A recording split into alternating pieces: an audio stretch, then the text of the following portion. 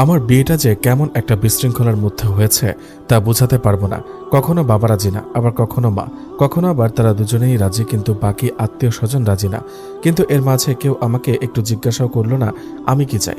একজন ভালো বেতন পাওয়া ছেলে দেখে বিয়ে ঠিক করার জন্য সবাই পাগল হয়ে গেল। যারা রাজি ছিল তাদের রাজি হওয়ার কারণ ছিল তিনি অনেক সুদর্শন পুরুষ, ভালো চাকরি করে।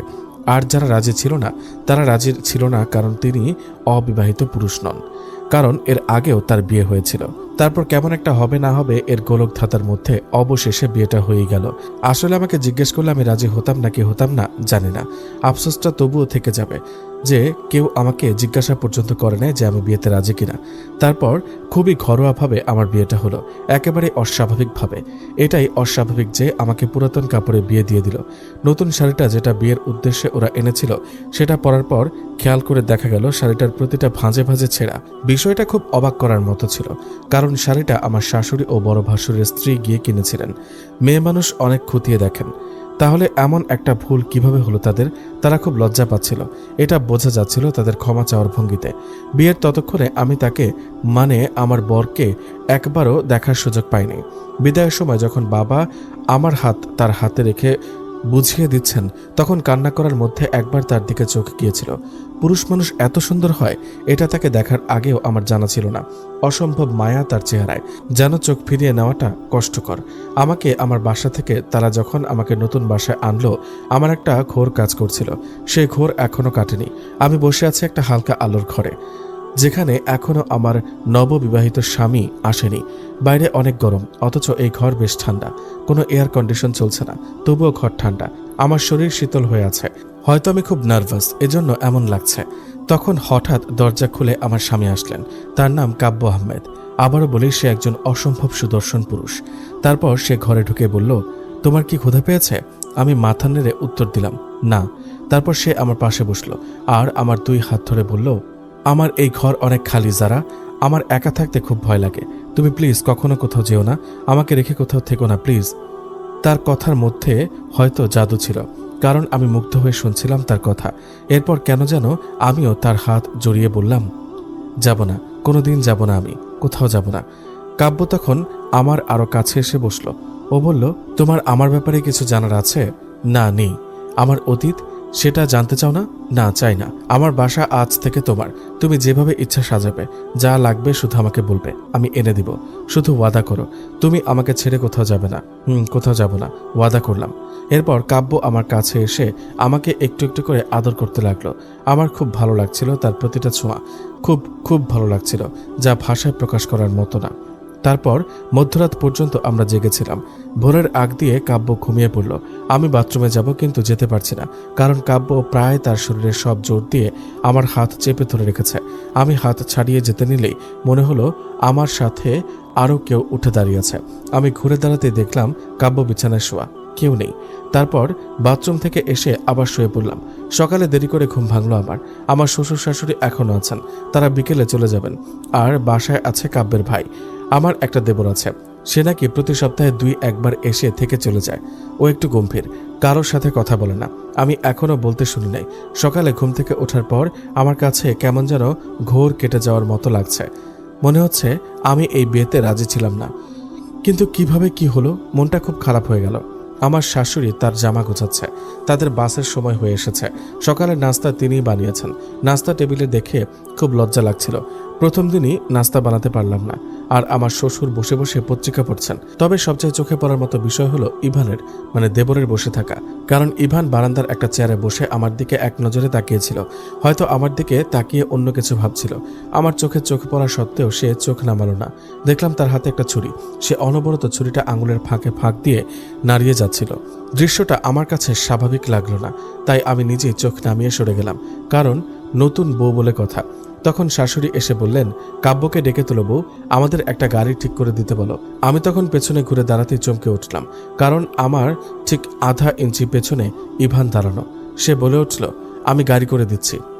আমার কাছে একটু কেমন যেন লাগলো তার কণ্ঠস্বরটা।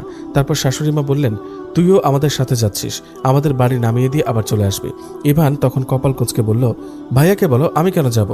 সে কি কথা, তোর ভাইয়ার নতুন বিয়ে হয়েছে, সে কিভাবে যাবে? তুই চল। শাশুড়ি মা বলল, বিয়ে হলে কি যাওয়া যায় না? আমি তখন মা ছেলের কথোপকথনে বেশ অবাক হচ্ছিলাম। 25 বছর বয়সে একটা ছেলে এতটুকু জ্ঞান রাখে না যে তার ভাই নতুন করে বিয়ে করেছে। সে কিভাবে এখন বাবা মাকে নামিয়ে দিতে যাবে? বাসায় কি আমি একা থাকবো? আর এর মধ্যে কাব্যের আগমন। উফ, কেউ একটু ডাকলে না কেন আমাকে? চোখ থেকে ঘুমই সরছিল না। তোমার বিয়ের পরদিন এমন ঘটনা ঘটাটা অস্বাভাবিক। কাউকে বললে সে পাগল বলবে, এছাড়া আর কিছুই না। 2 বার দরজা খুলে যখন দেখেছি কেউ নাই, তখন তৃতীয়বার দরজায় খটখটানোর আওয়াজ শুনে দরজা খোলার ইচ্ছা ও সাহস আর আমার নেই। এরপর হঠাৎ একজন বলে উঠল, নতুন বউ দরজা খোলো, আমি তোমাদের বুয়া। তখন তবুও নিজের কানকে আমি বিশ্বাস করতে চাচ্ছি না যে কেউ এসেছে। আমি ধরেই নিয়েছি এটাও আমার কল্পনা। এরপর আমার মোবাইলে রিংটোন বেজে উঠল। দেখলাম কাব্যের ফোন এসেছে। আমি রিসিভ করতে কাব্য বলল, দরজা খোলো যারা, বুয়া এসে অনেকক্ষণ ধরে দাঁড়িয়ে আছে। তখন আমি নিশ্চিত হতে আবারও জিজ্ঞাসা করলাম, কে দাঁড়িয়ে আছে? কাজের বুয়া, আনিসের মা। বলেছিলাম না আমি তোমাকে সে আসবে। এবার আমি চেয়ার থেকে উঠে দাঁড়িয়ে দরজার সামনে যেতে যেতে ফোনে বললাম, আপনি প্লিজ ফোনের লাইনটা কাটবেন না, লাইনে থাকুন। কেন যারা, কি হয়েছে? কিছু না, এমনিতেই। তারপর দরজা খুলে দিতেই আনিসের মা বলল, কি গো মামি, দরজা খুলেন না কেন? আল্লাহ, শীতকালে এমনি ঘামছেন কেন? আমি তখন মুখে হাত দিয়ে দেখি আমার সারা গায়ে তখন ঘামে ভেজা। তারপর বললাম, প্রেশার বেড়েছে বোধ হয়। ও আচ্ছা। মামা কইল তাড়াতাড়ি আইতে, চলেন রান্না করে দিই, আমি বাজার করে নিয়ে আসি। তারপর আনিসের মা ঘরে ঢোকার পর আশ্চর্য ঘটনাগুলো বন্ধ হয়ে গেল। সে অনেক কথা বলে, আমি শুনতে শুরু করলাম যাতে আমার মনোযোগটা বদলে যায়। কিছুক্ষণ পর কাব্য চলে আসলো। কাব্য ঘরে ঢোকার সাথে সাথে আনিসের মা বোবা হয়ে গেল। কোনো কথাই তার মুখ দিয়ে বের হয় না। দুপুরে রান্না আনিসের মাই করে দিল।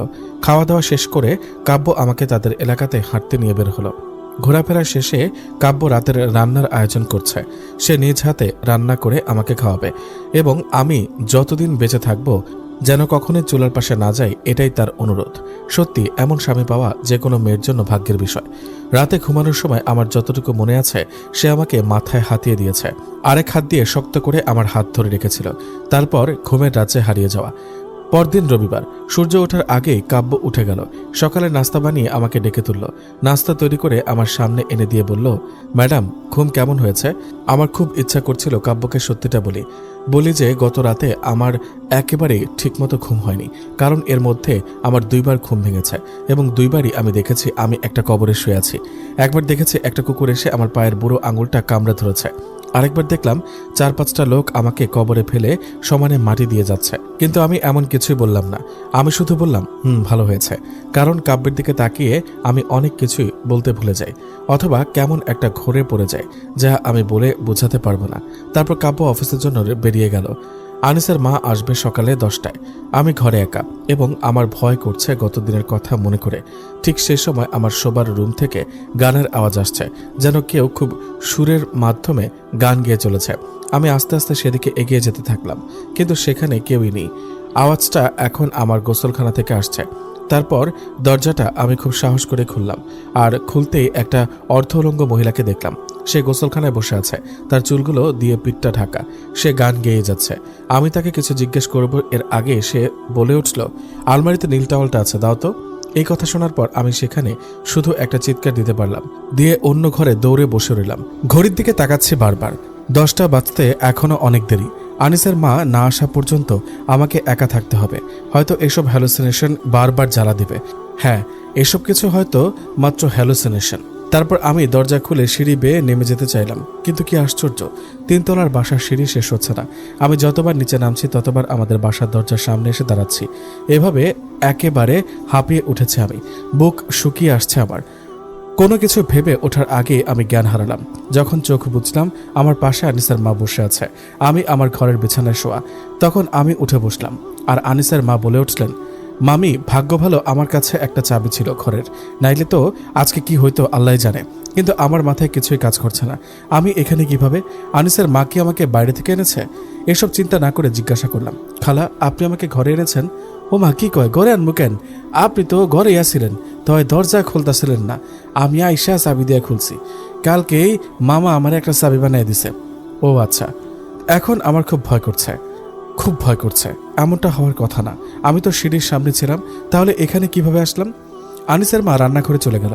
আমি একা ঘরে থাকতে চাচ্ছিলাম না। আমিও একটা চেয়ার নিয়ে রান্নাঘরে গিয়ে বসে পড়লাম। তখন আনিসের মা বলল, মামি গোসল করেন না কেন? 12টা বেজে গেছে, গরম পানি লাগবো? আমি গোসলখানার দিকে তাকিয়ে বলে উঠলাম, আজ গোসল করব না, কারণ ভয়টা আমার কয়েক জায়গায় থেমে আছে। ওই মহিলাটা যদি আবার আসে? কি কন না কন, বিয়ার পর তাড়াতাড়ি গোসল করতে হয়। আগের ভাবি তো অনেকক্ষণ ধরে গোসল করতো, বইয়া বইয়া গান গাইতো গোসলখানায়। হঠাৎ আনিসের মায়ের কথা শুনে আমার কলেজের পানি শুকিয়ে গেল। যে মহিলাকে আমি আজ দেখেছি সেও গান গাচ্ছিল। উনি কি তাহলে? বিয়ের তাড়াহুড়োতে আমি শুধু শুনেছিলাম আমার স্বামীর আগের স্ত্রী একদিন খুব জ্বর নিয়ে সিঁড়ি দিয়ে নামতে গিয়ে গড়িয়ে পড়ে গিয়েছিলেন, আর সেভাবেই মারা গিয়েছেন। উনি গান গাইতেন খালা? গান গাইতেন, আর অনেক হাসি খুশি আসিল। তারপর আনিসের মা তার বাসার সবাইকে ডেকে আমার বাসাতে খাওয়া দাওয়া করলো। এরপর কাব্য বাসায় আসার আগে বাকি সবাইকে বিদায় করে আনিসের মা একা রইল। আনিসের মাকে এত সন্ধ্যা পর্যন্ত বাসায় দেখে কাব্যের বোধ হয় ভালো লাগলো না। আমি তাকে বললাম আনিসের মা যেতে চেয়েছিল, আমিই ধরে রেখেছি, কিন্তু কেন ধরে রেখেছি তা বলি নাই। বলতে কেমন যেন দ্বিধা লাগছে। তারপর আনিসের মা চলে গেল। এরপর শুরু হলো আমার প্রতি তার ভালোবাসা। আমি কাব্যকে পেয়ে সারাদিনের সব ভুলে যাই, সব ভয় দূর হয়ে যায়। কাব্য আজকেও রান্না করলো। রান্নার পর সে আমাকে নিয়ে ছাদে গেল। ছাদে নিয়ে জ্যোৎস্না দেখতে দেখতে গান গেয়ে শোনালো। কিন্তু গানটা আমি শুনেছি, হ্যাঁ আজই শুনেছি, ওই মেয়েলি গলায়। এই কথা ভাবতে ভাবতে পাশ থেকে হঠাৎ একই গান মেয়েলি গলায় বেজে উঠল। আমার ডান পাশে কাব্য ছিল, কিন্তু আমি দেখলাম এখন সে নেই। আমার শরীর হাত পা ঠান্ডা হয়ে যাচ্ছে। পেছন থেকে যে গানের আওয়াজ ভেসে আসছে সেটা দেখার সাহস আমার নেই। তবুও অনেক সাহস নিয়ে পেছনে ঘুরতেই কাব্য আমাকে জড়িয়ে ধরল, আর আমাকে ধরে বলল, কি হয়েছে তোমার? এত জোরে চিৎকার কেন দিলে? কি আশ্চর্য ব্যাপার, আমি তো চিৎকারই করি নাই, তাহলে সে কোত্থেকে চিৎকারের আওয়াজ পেল? আমি কি সত্যি চিৎকার করেছি? তাহলে কি আমি সব ভুলে যাচ্ছি? আমি তখন কাব্যকে কোনো উত্তর দিলাম না। আমরা বাসায় চলে আসলাম। ঘুমানোর আগে মুখ হাত ধুয়ে যখন ড্রেসিং টেবিলে মুখ দেখছিলাম, তখন মনে হলো আমার পাশ দিয়ে কেউ গেল। ফিরে তাকাতে কাউকে দেখলাম না। তারপর ঘুমানোর প্রস্তুতি নিব, তখনই কাব্য বলল, যারা তোমার শরীর কি খারাপ? কই না তো, তোমাকে দেখে তেমনই মনে হচ্ছে, কেমন দুর্বল দুর্বল দেখাচ্ছে। আমি একটা ডিম সিদ্ধ করে নিয়ে আসি। না না লাগবে না, আমি ঠিক আছি। তুমি ঠিক নেই, আমি ডিম আনতে যাচ্ছি, তুমি ঘুমিয়ে পড়ো না, আসছি আমি তখন তাকে মানা করে ফেরাতে পারলাম না। কাব্য যাওয়ার পর আমি রান্নাঘর থেকে একজন মেয়েলি গলার গান শুনতে পেরেছি, তাই এগিয়ে গেলাম। গিয়ে দেখলাম কাব্য ডিম সিদ্ধ দিয়েছে এবং সেখানে সে চুলার পাশে দাঁড়িয়ে আছে, আর তার পাশে দাঁড়িয়ে আছে কালো শাড়ি পরা একজন মহিলা। আমি হঠাৎ চমকে গেলাম। তারপর আমি বললাম, কে আপনি? কথাটা শুনে কাব্য ঘুরে তাকালো। কে আপনি মানে? হঠাৎ কাব্য এগিয়ে আসতেই একটা ছায়া হয়ে ওই মহিলা হারিয়ে গেল। আমি আর কিছু জিজ্ঞেস করার অথবা বলার সাহস পেলাম না, শুধু বললাম কিছু না। তারপর ডিম খেয়ে আমি ঘুমিয়ে পড়লাম। মধ্যরাতে যখন ওর বুকে খুব আয়েশ করে শুয়েছিলাম, ঠিক তখন মোবাইলের মেসেঞ্জারের নোটিফিকেশন বেজে উঠল। চোখ ডলতে ডলতে মোবাইল হাতে নিলাম, নিয়ে দেখলাম মেসেজে লেখা, আমার আয়নায় আর কখনো চেহারা দেখবে না। হঠাৎ মেসেজ রিকোয়েস্টের মেসেজটা পড়ে আমার হাত পা কেঁপে উঠল। আমি উঠে বসলাম। যে মেসেজটা দিয়েছে সে আমার স্বামীর প্রথম স্ত্রী। না, আমি সেজন্য কেঁপে উঠিনি। আমি কেঁপে উঠেছিলাম এই কারণে যে তিনি এই মেসেজ পাঠিয়েছে সে আরও 3 বছর আগে এই দুনিয়া ছেড়ে চলে গিয়েছে। আমি তার ছবি দেখেছি আজ, চেহারাটা একেবারে ভুলি নাই, খুব হাসি খুশি পূর্ণ ছবি। আনিসের মায়ের কাছ থেকে দেখেছি। আনিসের মায়ের কাছে একটা পাসপোর্ট সাইজের ছবি ছিল তার। কি আশ্চর্য যে একটা মরা মানুষ আমাকে মেসেজ পাঠায়, এটা কিভাবে সম্ভব? আমি খাট থেকে উঠে বসলাম, দেখলাম কাব্য ঘুমিয়ে আছে। আমার খুব পানি পিপাসা লেগেছে, কিন্তু উঠে যাওয়ার সাহস পাচ্ছি না। এর মধ্যে হঠাৎ করে মনে হলো ঘরের ড্রেসিং টেবিলের সামনে কেউ দাঁড়িয়ে আছে এবং চুল আঁচড়াচ্ছে, লম্বা চুল। বাইরের ল্যাম্প পোস্টের আলোয় আর কিছু দেখা যাচ্ছে না। আমার বুক ধরফর করছে খুব জোরে। আমি আর কিছু মনে করতে পারলাম না, অজ্ঞান হয়ে গিয়েছিলাম। বিয়ের 4র্থ দিন সকালে যখন চোখ খুললাম তখন আমি বিছানাতে শোয়া, যেভাবে রাতে শুয়েছিলাম। কাব্য অফিসের জন্য রেডি হচ্ছে, খুব স্বাভাবিক সে। এর মানে রাতের কোনো কিছু সম্পর্কে সে অবগত না। আমাকে নাস্তা করিয়ে সে চলে গেল অফিসে, আর আমি ভয়ে একটা ঘরে দরজা বন্ধ করে শুয়ে রইলাম। প্রতিদিনের মতো আজও আমি অন্য ঘর থেকে গানের আওয়াজ শুনতে পারছি কেউ রান্নাঘরে রান্না করছে। হঠাৎ দরজায় বেল বেজে উঠল। আমার ভয়ে উঠে যেতে ইচ্ছা করছে না ওই চুল মেলানো মহিলাকে দেখতে। সে যে আমার স্বামীর প্রথম স্ত্রী তা বুঝতে আমার বাকি রইল না। কিন্তু সে আমার কাছে কেন আসে? আমি কেন তাকে দেখতে পাই? নাকি এই সব কিছু ঘটে যাওয়া ঘটনা শুধু কল্পনা? কলিং বেল বেজিয়ে চলেছে। আমি যেখানে বসেছিলাম সেখানে শক্ত হয়ে বসে আছি। এরপর ফোন আসলো মোবাইলে, আমি সেটাও ধরছি না। এসবই আমার কল্পনা, কোনোটাই সত্য না, একেবারেই না। অনেকক্ষণ পর আনিসের মায়ের আওয়াজ পেয়ে আমি বিছানা থেকে নেমে আসলাম। দরজা খুলতেই দেখলাম ইভান এসেছে। তখন আনিসের মা বলে উঠল, ও মামি দরজা খোলেন না কেন? মামায় নাকি অনেকক্ষণ ধরে খাড়ায় আছে। আমার মুখ তখন ঘেমে আছে। কানের দুই পাশ দিয়ে ঘাম পড়ছে। তখন ইভান বলল, আমি অনেকক্ষণ ডোরবেল দিয়েছি, ভাইয়াকে ফোন দিয়েছি, আপনি ঠিক আছেন ভাবি? এই ছেলেটা স্বাভাবিক কথা বললেও আমার কাছে অস্বাভাবিক মনে হয়। তাকে কোনো উত্তর দেওয়ার আগেই আবার কলিং বেল বেজে উঠল। আনিসের মা দরজা খুলে দিল। দেখলাম কাব্য এসেছে। সে এসে আমাকে জড়িয়ে ধরল আর বলল, যারা তুমি ঠিক আছো তো? দরজা খোলনি, ফোন ধরছো না, কি যে ভয় পেয়েছিলাম আমি। সব ঠিক আছে তো? আমি কিছু বলার জন্য শক্তি পাচ্ছি না। কে যেন অদৃশ্যভাবে আমার গাল চেপে ধরে রেখেছে। আমি কিছু বলতে পারছি না। তখন কাব্য বলে উঠল, যারা, তোমার গায়ে তো জ্বর। আনিসের মা তাড়াতাড়ি বালতিতে পানি আনেন, ওর মাথায় পানি দিব। তারপর কাব্য আমাকে কোলে করে বিছানায় নিয়ে শুয়ে দিল। আমার গায়ে জ্বর সেটা আমি উপলব্ধি করতে পারি নাই। বালিশে শুয়ে রয়েছে আমি, আমার মাথায় পানি ঢালছে কাব্য। তখন আমি স্পষ্ট দেখতে পাচ্ছি আনিসের মা পাশে দাঁড়ানো, তারপরেই পাশে ইভান। আমি দরজা থেকে বের হয়ে দেখি যে ওই মানুষটা চেয়ারের উপর দাঁড়িয়ে ফ্যান মুছছে। আমাকে দেখে ইঙ্গিত করে বলল, কিভাবে যে কাব্য তোমাকে বিয়ে করলো? সারাদিন বসে থাকো, ঘর দুয়ারের পরিষ্কারের কোনো নাম নাই। এবার আমার হাঁটু ভেঙে যাচ্ছে। সাথে সাথে আমি মাটিতে হাঁটু গেড়ে বসে পড়লাম। সাংঘাতিক এক আতঙ্ক আমার মধ্যে বিরাজ করছে। আমি ভয় পাচ্ছি, কিন্তু ভয়ের মাত্রা এবার অনেক গুণ বেশি। ঠিক তখন আনিসের মা এসে আমাকে দেখে চিৎকার দিয়ে বলল, ও মামি, আপনার কি হয়েছে? কাঁপতেছেন কেন? মামি গো, ছোট মামা তাড়াতাড়ি আসেন। এরপর আমার আর কিছুই খেয়াল নেই। প্রায় সন্ধ্যার দিকে আমার চোখ খুলল। চোখ খুলে দেখলাম আমার হাত ধরে বসে আছে কাব্য। চেহারা দেখে মনে হচ্ছে অনেকক্ষণ কান্না করেছে। ইভানও আমার পায়ের সামনে বসে আছে। ওকে দেখে আমি চমকে উঠে বসলাম। কাব্য তখন আমাকে আরো শক্ত করে ধরে বলল, যারা, কি হয়েছে তোমার? কেন এমন করছো? আনিসের মাকে কোথাও দেখা যাচ্ছে না। সে কি চলে গিয়েছে? কখন গেল? কাব্য কখন আসলো? আমি তো শাড়ি পরা ছিলাম। তাহলে আমাকে সালোয়ার কামিজ কে পরালো? ইভান না তো? ও আবার আমাকে জামা কাপড় খুলে ছবি তুলে নেই তো? ছি ছি, কি ভাবছি? আমার অস্বস্তি লাগছে। চিৎকার করে বলতে ইচ্ছা করছে, বের হয়ে যাও এই বাসা থেকে। কিন্তু কি বলবো, কাকে বলবো, কে বিশ্বাস করবে আমার কথা? আমি তখন সব বাদ দিয়ে কাব্যকে শক্ত করে জড়িয়ে ধরলাম। কোনো প্রশ্নই করলাম না। আজ ইভানের চলে যাওয়ার কথা ছিল, কিন্তু সে কেন গেল না? কাব্য তখন আমাকে শক্ত করে ধরেই রাখলো আর বলল, ক্ষুধা পেয়েছে? আমি তখন খুব শান্ত মতো উত্তর দিলাম, তারপর কাব্য আমাকে খাইয়ে দিয়ে আমার মাথা হাতিয়ে ঘুম পাড়িয়ে দেওয়ার চেষ্টা করলো।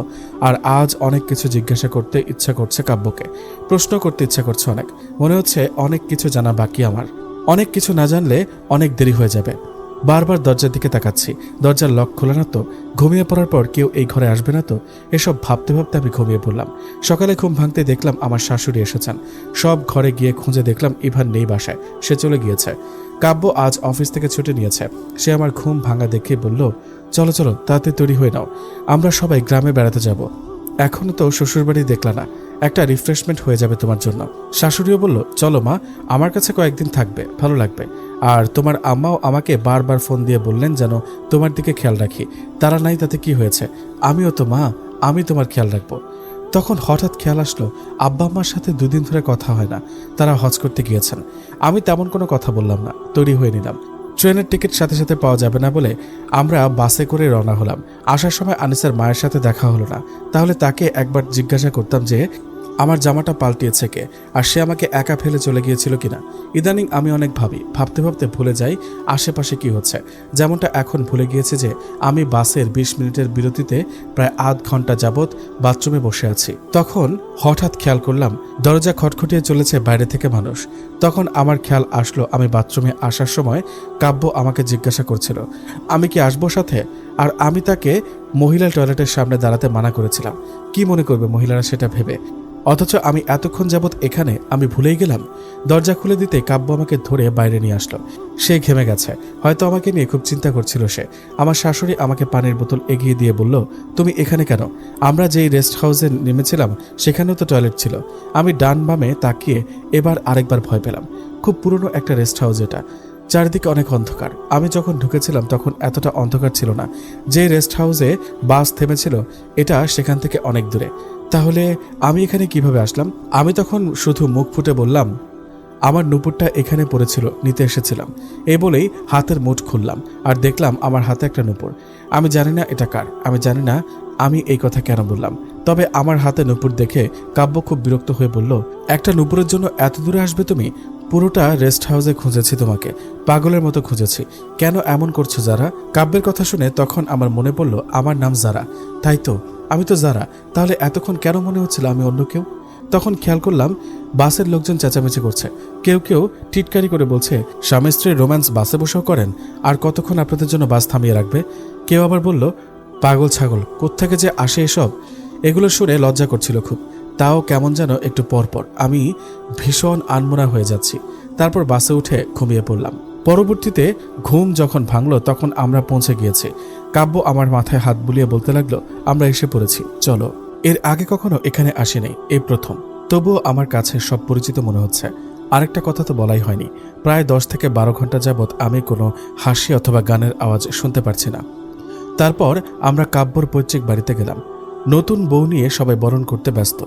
আমার শ্বশুরকে পা ধরে সালাম করে নিলাম। আসার পথে 2-3টা মুখ খুব গম্ভীর করে আমার দিকে তাকিয়েছিল দেখলাম।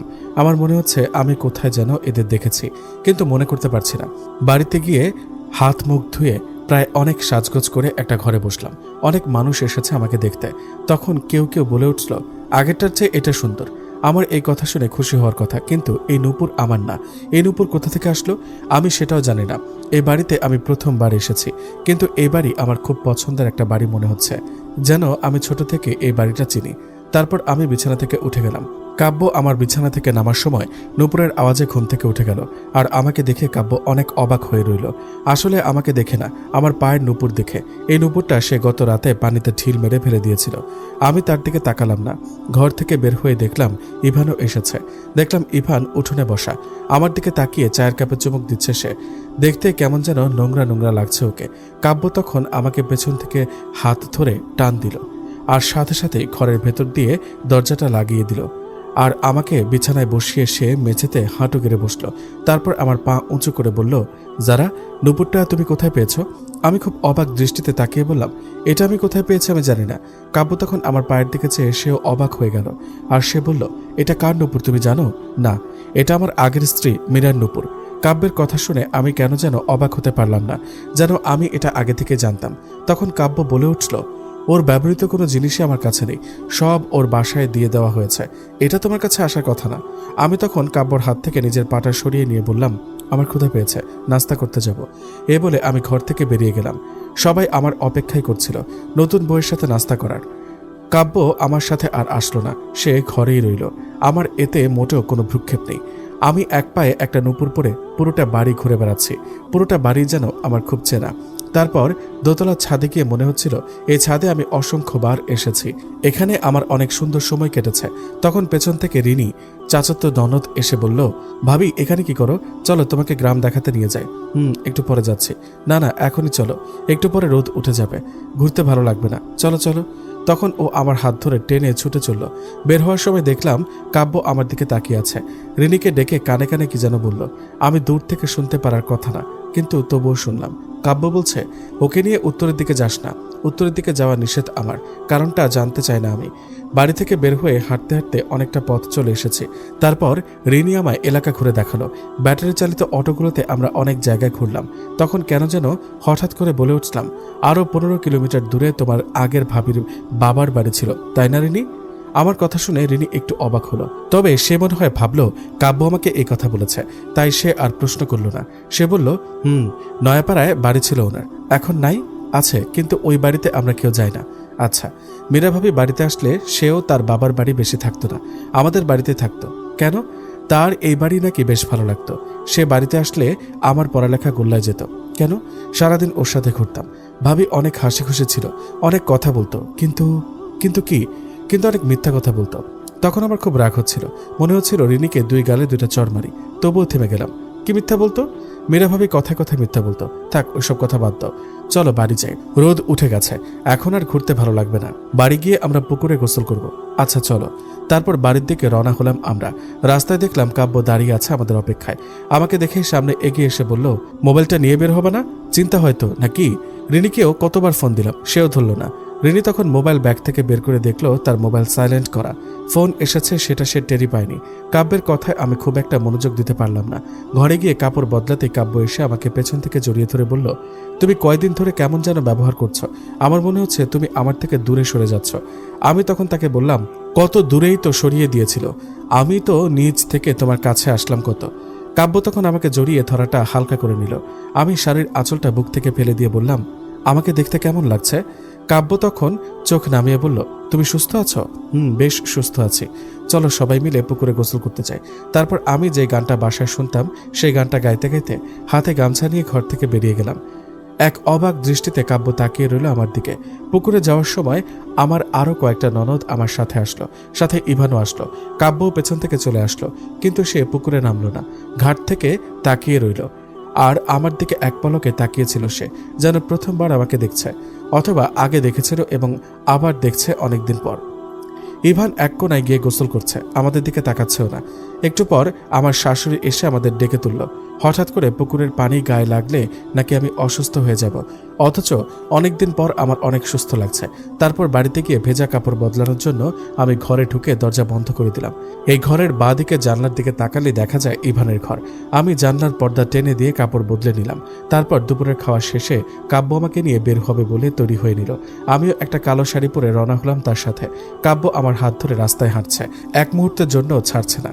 কথা বলছিল সে গ্রামের বিভিন্ন ইতিহাস নিয়ে, আর এর মধ্যে আমি বলে উঠলাম, উত্তরের দিকে আমার যাওয়া নিষেধ কেন? ওইখানে মীরাদের বাড়ি বলে।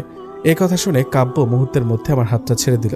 সে আমার দিকে চোখ বড় বড় করে তাকিয়ে আছে, যেন ভয়ঙ্কর কিছু শুনেছে সে। কিন্তু আমি তখন একটু দূরে গিয়ে হাঁটা শুরু করলাম, সাথে গান গাইছি। কাব্য অবাক হয়ে আমার দিকে তাকিয়ে আছে। তার অনেকক্ষণ পর বলল, যারা বাসায় চলো, অনেক হাঁটাহাঁটি হয়েছে, এবার ফিরতে হবে।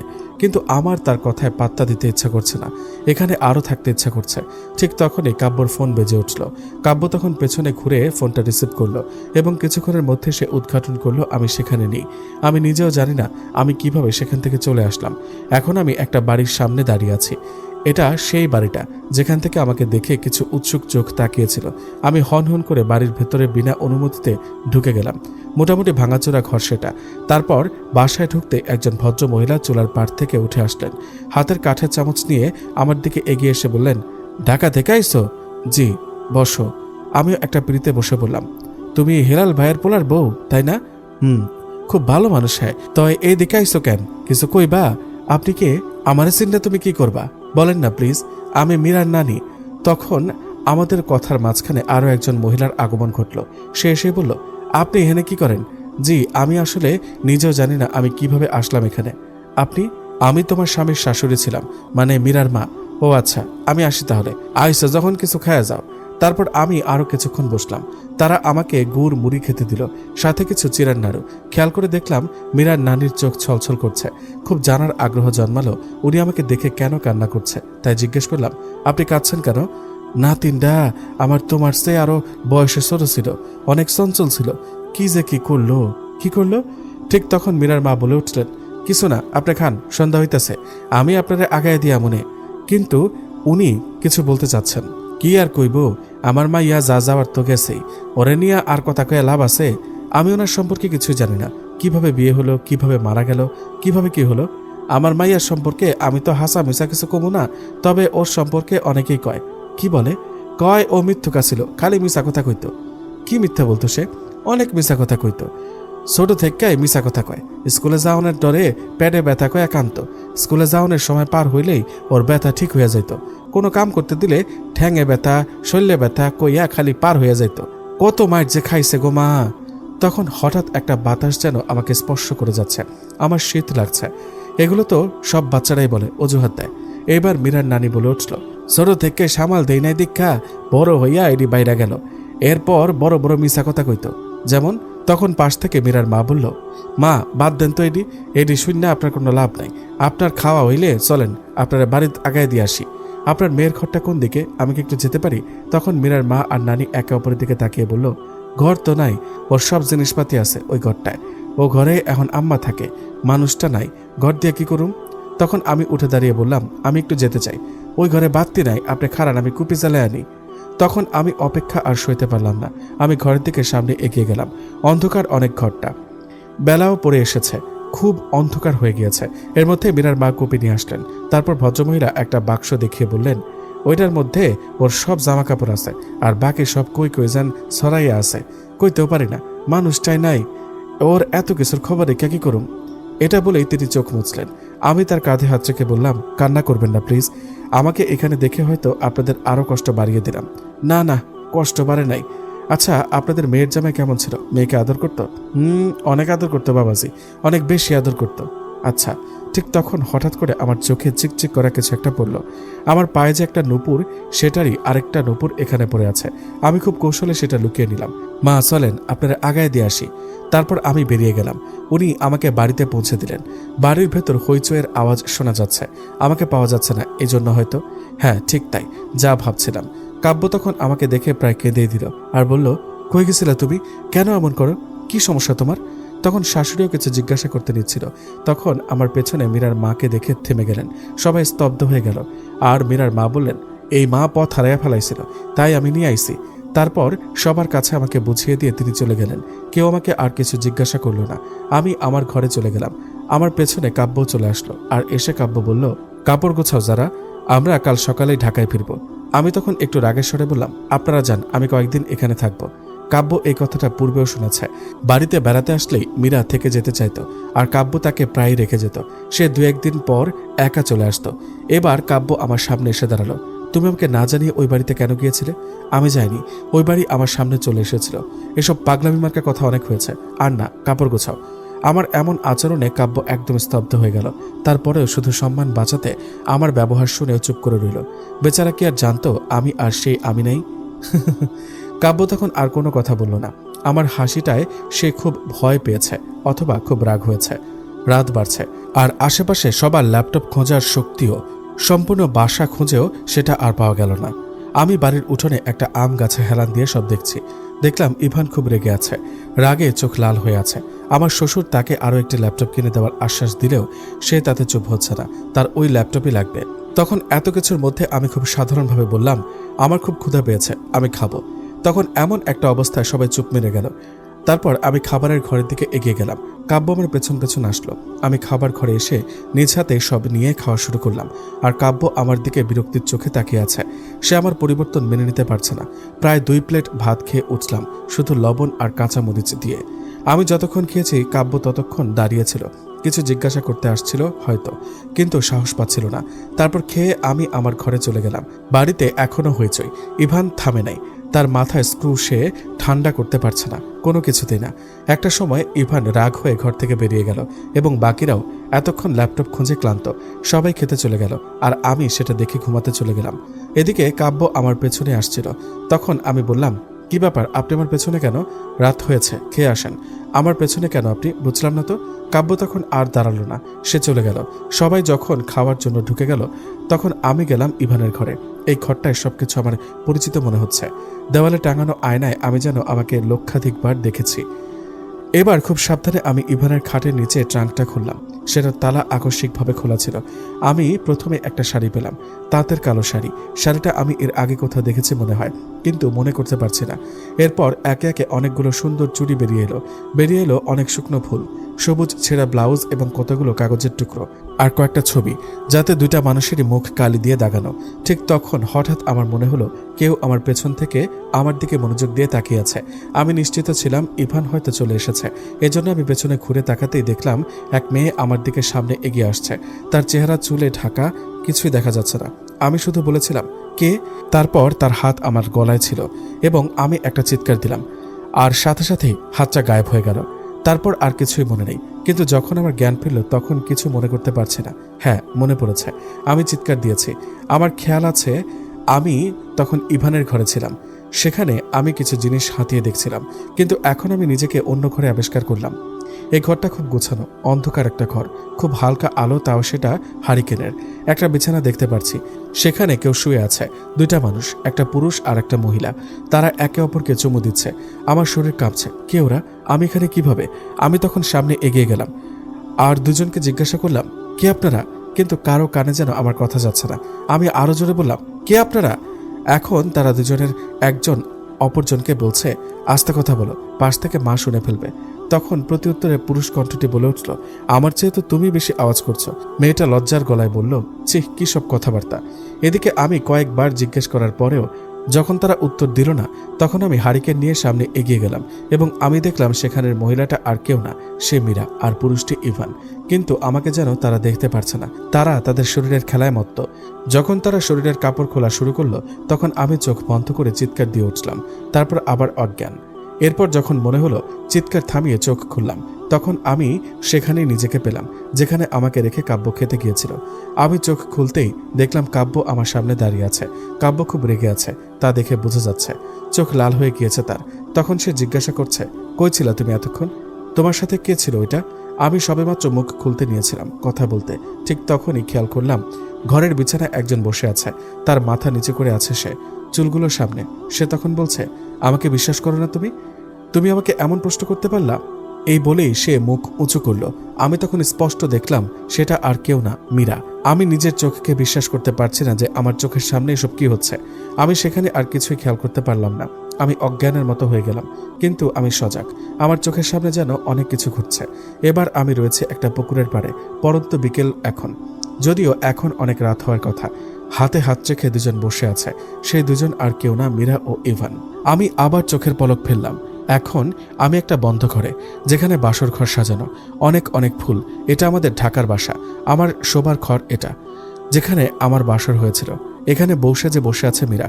কাব্য সামনে এগিয়ে যাচ্ছে। আমারই চোখের সামনে আমার স্বামী প্রথম স্ত্রীর গায়ে চুমু খাচ্ছে। না, আমি আর নিতে পারছি না। এর চেয়ে আমি অজ্ঞান হয়ে গেলে ভালো হতো। আমি তখন অনেক কষ্টে চোখ বন্ধ করে ফেললাম। আমি এগুলো কিছুই দেখতে চাই না। এরপর আমি আর চোখ খুলছি না, কিন্তু কারো গোঙানোর আওয়াজ পাচ্ছি। কেউ মৃত্যুর আগে যেমন গোঙায় ঠিক সেভাবে। আমি খুব আস্তে আস্তে চোখ খুললাম। তখন দেখলাম আমি এখন আমাদের বাসার সিঁড়িতে। সিঁড়িতে নিথর একটা শরীর পড়ে আছে, কালো তাঁতের শাড়ি পরা। সে মীরা ছিল। হ্যাঁ, সে গোঙাচ্ছে। আমার 4 সিঁড়ি নিচে একজন পুরুষ তার মাথায় হাত বোলাচ্ছে। আমি তার সামনে এগিয়ে দেখতে চাইলাম সে কে। আমি সামনে যেতে মনে হলো কেউ আমাকে জোরে জোরে ধাক্কাচ্ছে আর বলছে, তুমি এত রাতে এখানে কি করছো? তখন আমি ঘুরে তাকালাম, দেখলাম আমার সামনে কাব্য। কিন্তু আমি তো সেই গ্রামের বাড়ির পুকুরটার সামনে, এখানে তো কাব্য ছাড়া আর কেউ নেই। আমি আর এক মুহূর্ত দাঁড়িয়ে থাকতে পারলাম না। আমি গড়িয়ে পড়লাম কাব্যর গায়ে।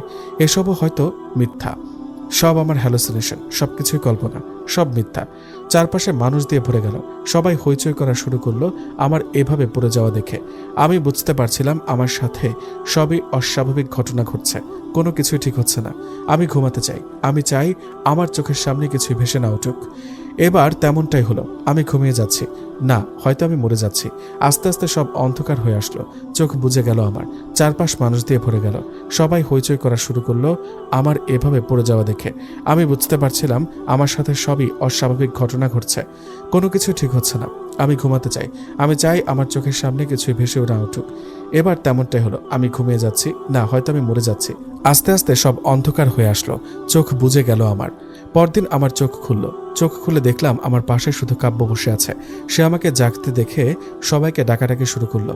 বাড়িতে একজন হুজুর এসেছে আমাকে ঝাড়ফুঁক করতে। আমি বিছানাতেই শোয়া। নিজেকে কেমন যেন অসহায় মনে হচ্ছে আর কোনোদিন আমি সুস্থ হতে পারবো না। আমি উঠতে নিশ্চিত। সবাই তখন আমাকে বারবার শুইয়ে দিচ্ছে। আমার পরনে কালো তাঁতের শাড়ি আর ছেঁড়া সবুজ ব্লাউজটা, এগুলো আমি কিভাবে পরলাম? সবাই আমাকে দেখতে ভিড় জমিয়েছে বাড়ির বাহিরে। সবকিছু ওলটপালট। আমার রাতের কথা স্পষ্টভাবে মনে আছে, কি দেখেছি, কি ঘটেছে সব। হুজুর আমাকে দোয়া পড়ে ফুঁ দিয়ে গেলেন। এরপর আমাকে আমার শাশুড়ি ধরে বিছানা থেকে তুললেন। বিছানা থেকে ওঠার সময় আয়নায় চোখ পড়ল আমার। গতরাতেও আমার চোখের নিচে এমন কালি ছিল না। আজ আমার চোখের নিচে 1 কেজি কালি বোধ হয় কেউ মেখে রেখেছে। আমাকে আমার শাশুড়ি তার ঘরে নিয়ে শাড়ি বদলে দিলেন। মুখ হাত ধুয়ে আমাকে নাস্তার টেবিলে বসানো হলো। আমার আশেপাশে কাব্য নাই ইভানও, কাউকে দেখা যাচ্ছে না। কোথায় গেল তারা? আমি তখন শাশুড়িকে জিজ্ঞাসা করলাম, আপনার ছেলে কই মা? সে খুব নরম গলায় বললেন, রাত থেকে কেমন ছটফট করছে ছেলেটা, কারোর সাথে কথা বলছে না। একবার তোমার পাশে বসে, একবার উঠে যায়, একা একা কি যেন সব বলে। একটা গ্লাস পানিও খায়নি কাল থেকে।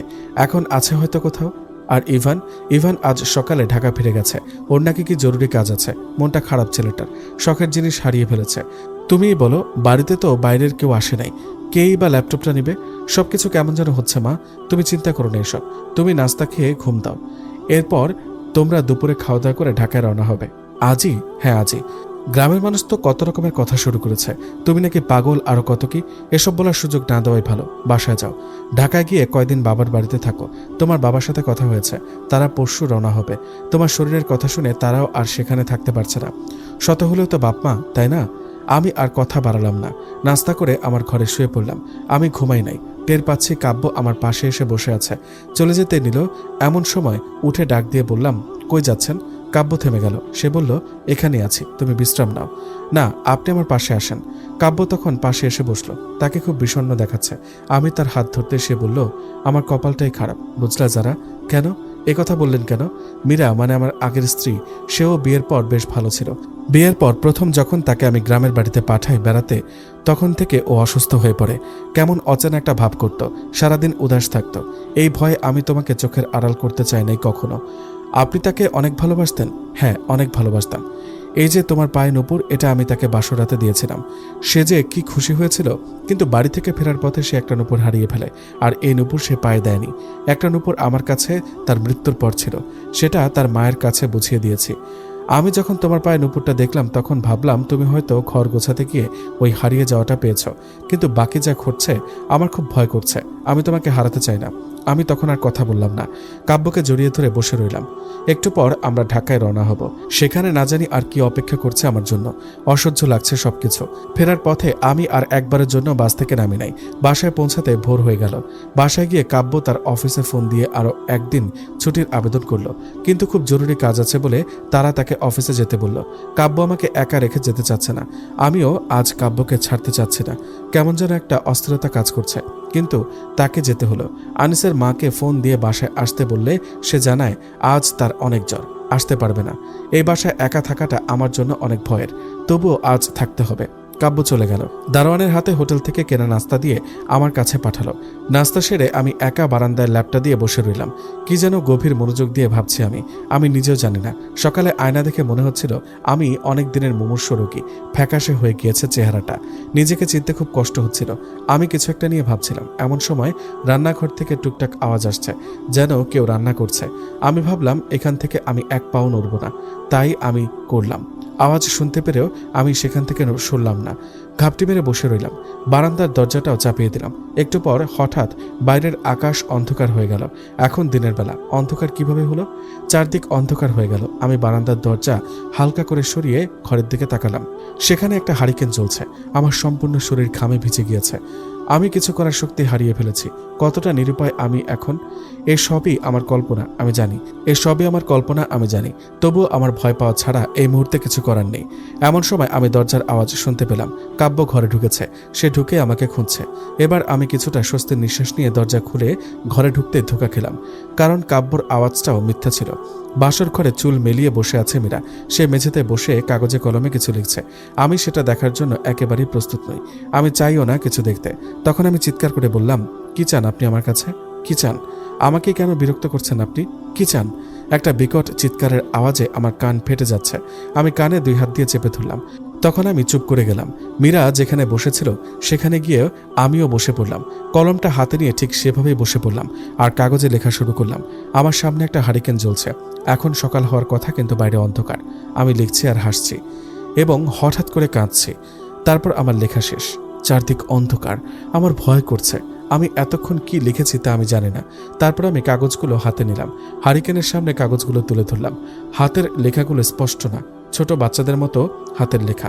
আর সেখানে লেখা, আমি প্রতিদিন স্কুলে যাই। স্কুলে যাইতে আমার ভালো লাগে না, আমার খেলতে ভালো লাগে। বাবুর সাথে আমার খুব ভাব, সেও ক্লাস করে না। আমরা প্রায় স্কুল ফাঁকি দিয়া পাশের গ্রামে বেড়াতে যাই। সন্ধ্যায় স্যারের বাড়ির কথা বইলা আমরা মেলায় যাই, সার্কাস দেখি। বাবু আমাকে মেলায় নিয়ে অনেক কিছু কিনে দেয়, আমার খুব ভালো লাগে। আমি আর বাবু আস্তে আস্তে বড় হইতেছি। বাসায় এখন স্কুলের ফাঁকি দেওয়ার বিষয়টা জানে। একদিন আব্বাই অনেক পিটানি দিল। মিথ্যা কথা বলি দেখা আমারে খাল পারে ফালাইয়া দেওয়ার ভয় দেখাইল। তাও আমি মিথ্যা কথা বলতাম। স্যারের পড়া পড়তে পারি নাই বলে সেদিন মিথ্যা বললাম যে আমার নানি মারা গেছে। স্যার আমার বাড়ি এসে বিচার দিল। আব্বা আমারে আবার পিটাইল। পরের দিন আমার নানি সত্যি মরে গেল। প্রথম পৃষ্ঠার লেখা শেষ। তারপরে আমি কাগজের পাতা উল্টালাম। হাতের লেখাও পাল্টে গেল। আগের হাতের লেখাটা থেকে এটা একটু স্পষ্ট। এখানে লেখা, বাবু আর আমার সম্পর্ক এখন অন্যরকম। ও শুধু আমার বন্ধু না, ও আমাকে ভালোবাসে। আমিও তারে অনেক ভালোবাসি। বাবু আমাকে নিয়ে শহরে গেল। খুব ভোরে আমি আর বাবু বাসে উঠা শহরে গেলাম। ওইখানে বাবুর এক বন্ধুর বাসায় একটা কাগজে কলমে আমরা বিয়া করলাম, মালা বদল করলাম। এরপর শুরু হইল আমাদের বাসর। আমার বয়স তখন 18 আর বাবুর 20 বছর। বাবু আমাকে অনুরোধ করলো বিয়ের কথাটা যেন এখন কাউকে না বলি, সময় হইলে ও সবাইকে জানাবে। সেদিন শহর থেকে ফেরার পর আব্বা আমাকে অনেক পিটাইলো, কারণ আব্বার এক বন্ধু যে শহরে থাকে সে আমারে আর বাবুরে দেখা ফেললো। কিন্তু বাবুর নাম সে জানতো না, তাই বলতেও পারে নাই। আমাকে আব্বা অনেকবার জিজ্ঞেস করার পরেও আমি নাম প্রকাশ করি নাই। আম্মা আমাকে রাতে বুঝাইতে আসলো আমার ঘরে, আমি যেন কোনো ছেলেপুলের সাথে সম্পর্কে না জড়াই। কথাটা আমার একদম ভালো লাগে নাই। আব্বার হাতের মায়ের খাইয়া ওই দিন আমার গায়ে জ্বর চলে আসলো। তার 2 দিন পর আব্বারে খাল পারে পাওয়া গেল মরা অবস্থায়। আব্বা খুব সকালে সেখানে মাছ ধরতে গেছিল। সবাই কইল ওই খাল পারে নাকি একটা শয়তান থাকে, সে নাকি মানুষ টাইনা নিয়ে যায়। আমারে মাইট দেওয়ার আর কেউ রইল না। আম্মা অনেক নরম মনের মানুষ, আর দাদি তার চেয়েও নরম। কেউ কিছু কইতো না আমারে। এরপর বাবু আমার বাড়িতে মধ্যরাতে সবাই ঘুমানোর পর আসতো। সবাই ওঠার আগে বের হয়ে যাইতো। আমি বাবুর বাড়িতে গেলে বাবু আমার দিকে তাকাইতো না, এমন ভাব একটা করতো যেন আমাকে চিনেই না। বাড়ির সবার সাথে কথা বলতাম, সুযোগ পাইলেই বাবুর ঘরে যাইয়া নিজেরে দেখতাম। ভাবতাম একদিন এই ঘরে আমার সংসার হইব। বাবু আমার নিষেধ করার পরেও আমি যাইতাম। আস্তে আস্তে বাবু যেন আমার সাথে কেমন করা শুরু করলো। আমার কারোর সাথে মেলামেশা করা নিষেধ করে দিল। সারাদিন বাসায় থাকতে কইতো, আর রাত হইলে সে আমার বাড়িতে আসতো। এমন করে 4 মাস চলে গেল। 2 বার ফেল করে বাবু এবার ইন্টার পাস করছে। ওদের বাড়িতে আনন্দের কোনো শেষ নাই। আমিও অনেক খুশি। বাবু যত তাড়াতাড়ি পাশ করে চাকরি নিব, তত তাড়াতাড়ি আমাদের বিয়ার কথা সবাই জানবো। সেদিন বাবুর ভাই আসলো ঢাকা থেকে। সে খুব ছোট থাকতেই তার মামার সাথে ঢাকা চলে গেছিল। এর মধ্যে কোনোদিন গ্রামে আসে নাই। শুনছি একদিন বাবু নাকি বাপের উপর জিদ করে তার ভাইরে দা দিয়া কোপাইতে নিছিল। একটা কোপের দাগও আছে তার হাতে। সেই ভয়ে তার ঢাকায় রেখে দিছিল। বাবু পাশ করছে, এই খুশিতে সে একটা ল্যাপটপ নিয়ে আসছে তার জন্য। এখন বাবু ঢাকায় গিয়া লেখাপড়া করব। কিন্তু আমার কি হইব তাইলে? আমি লেখাটা পড়তে পড়তে খেয়াল করলাম আমার পেছনে একজন হু হু করে কান্না করছে। আমার গা ছমছম করছে। কিন্তু এই লেখা আজ আমাকে পড়ে শেষ করতেই হবে। আমি আবার লেখার দিকে মনোযোগ দিলাম এবং আবার পড়া শুরু করলাম। আমি বাবুদের বাড়িতে যাওয়ার সাথে সাথে তার বড় ভাইয়ের চোখাচোখি হইলাম। এত সুন্দর একটা মানুষ, কেমনে করে বেটা মানুষ এত সুন্দর হয়? সেও আমার দিকে তাকাইয়া রইল। বাবু আমাকে ইশারা দিয়ে চলে যেতে বলল। এরপর দিন আমার বাড়িতে বিয়ার প্রস্তাব আসলো বাবুর বাড়ি থেকে, কিন্তু বাবুর জন্য না, বাবুর বড় ভাইয়ের জন্য। আমি তো একেবারেই রাজি না। কেমনে আরেকটা বিয়া করি? আমার তো বিয়া হয়েছে। ওই দিন রাতের কথা, বাবু আমার ঘরে আসলো। সবাই ঘুমাইয়া যাওয়ার পর ও আসলো। আয়শা আমারে অনুরোধ করলো বিয়াতে রাজি হইতে। আমি ওর ভাইয়ের সাথে বিয়া বসলে নাকি ও আমার সাথে থাকতে পারবো। অনেক বুঝাইলো, অনেক আদর করলো। তারপর আমি বিয়াতে রাজি হইলাম। বিয়া হইল, বাবুও গেল আমার সাথে, কিন্তু ও উঠলো ম্যাচে। বিয়ার রাত থেকে বাবুর ভাই কাব্য আমার অনেক খেয়াল রাখতো, অনেক আদর করত। রাতে বাবুর ভাই আদর করত, আর দিনে বাবু আদর করত। এরপর বাসায় কাজ করার খালা রাখা হয়।